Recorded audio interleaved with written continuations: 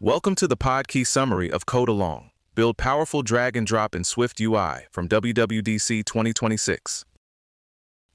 Today's thread is SwiftUI drag and drop, and really how Apple's newer APIs make something fiddly feel surprisingly clean. The big ideas are making your model transferable, using reorderable and reorderContainer to get built-in movement across lists, and then layering in the game rules, so a drag behaves like a real move instead of a sloppy copy. The example running through all of this is Solitaire, which is perfect, because it's simple to picture and unforgiving when the rules are wrong. At the bottom of all of this is transferable. If your model, something like a card type, conforms to transferable SwiftUI, can serialize it for drag operations across the system, and even into other apps. That's the key piece behind draggable and drop destination. They need a transfer representation, so the framework knows what the drag thing actually is.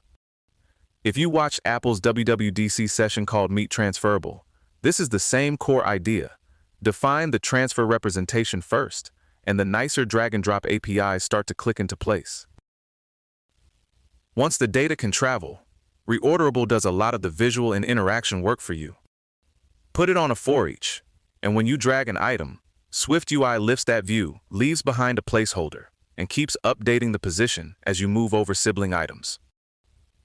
That means you're not hand-building every little animation and spacing adjustment, which is great, because that kind of code tends to get weird fast. It gets more interesting when you have related lists instead of just one list.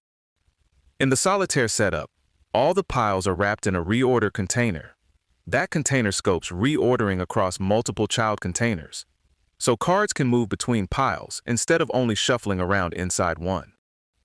It also brings along automatic drag, container, and drop, destination behavior, which is one of those quiet quality of life things that keeps the code from turning into a giant drag state science project. A nice twist here is multi-item drag.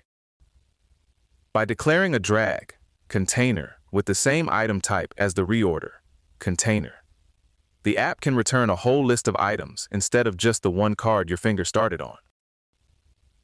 So in Solitaire, if you grab a card that has a valid face-up stack under it, the drag container closure can supply all 3 cards, or however many are in that stack, as the transferable payload. That's what makes the move feel correct. You're not pretending one card represents a stack. You're actually dragging the stack.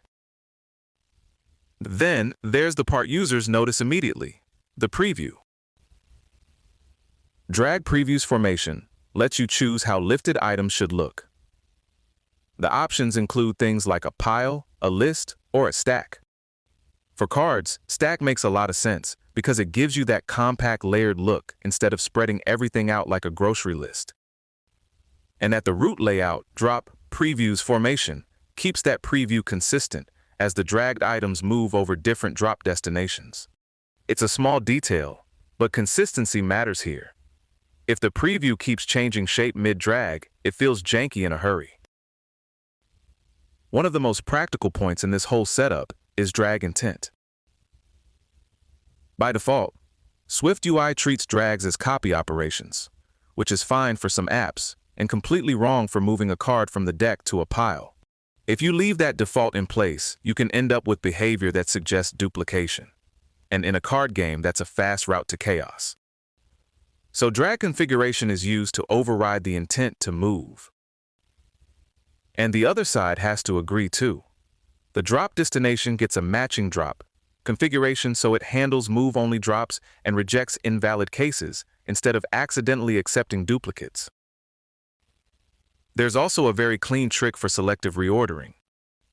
Face-down cards are rendered in one for each without reorderable, and face-up cards are rendered in a separate for each with reorderable attached. That means only the cards that are legally movable participate in drag reordering. It's a good example of solving a rules problem with view structure instead of piling on more drag handling logic. Sometimes the simplest answer really is just split the loop. When several reorderable lists share one reorderContainer, SwiftUI needs a way to tell those sections apart.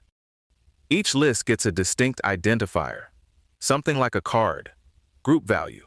So the system knows which pile an item belongs to as it moves around.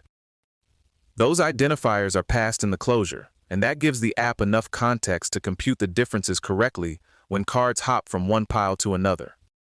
Without that, multiple piles can start looking like one giant ambiguous bucket, which is not the vibe you want. The last piece is where the game logic really shows up. Inside drop configuration, the app can inspect the drag session, figure out the target pile, and decide whether the move is legal under Solitaire rules. So if somebody tries to drop a queen onto a lower rank where it doesn't belong, the configuration can return a forbidden operation. SwiftUI then blocks the drop and sends the card back to where it came from automatically. That's a strong pattern beyond card games too. The drag and drop layer isn't just decoration. It's a place where your business rules can be enforced clearly and immediately. Put together, this is a pretty elegant stack of APIs. Transferable for the data, reorderable and reorder, container for motion, and configuration hooks for the rules.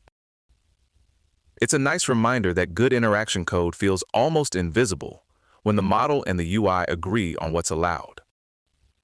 And in Solitaire, invisible is exactly what you want. Nobody wants to lose to the drag system. This episode was generated by Podkey. Create your own at podkey.fm.